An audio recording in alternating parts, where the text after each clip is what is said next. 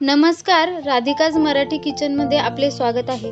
आज आपण प्रसादाचा शिरा करणार आहोत। त्यासाठी मी 1 वाटी रवा, 1 केळीचे काप, 1 वाटी साखर, वेलची पावडर आणि ड्रायफ्रूट घेतलेला आहे। इथे मी गॅस ऑन करून कढई तापायला ठेवली व त्यामध्ये थोडेसे तूप टाकलेले आहे। या तुपामध्ये कापलेले केळीचे काप टाकून ते मस्त असे परतून घ्यायचे आहेत।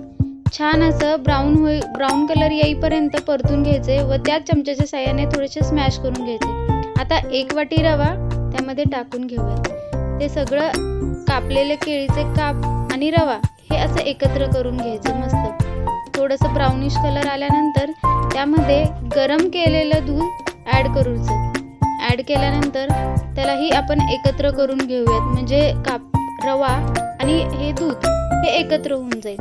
आता 15 ते 20 मिनिटं आपण वाफेवर ठेवूयात। 15-20 मिनिटं वाफेवर ठेवल्यानंतर पुन्हा एकदा चमच्याच्या साहाय्याने ते हलवून घ्यायचं। आणि आता यामध्ये आपण जी साखर आहे ती आपल्या गरजेनुसार, म्हणजे आपल्याला जसं गोड हवंय त्यानुसार आपण ती साखर टाकूयात। केळ गोड असतं थोडंसं, म्हणून साखर थोडी मी ते कमी टाकलेली आहे।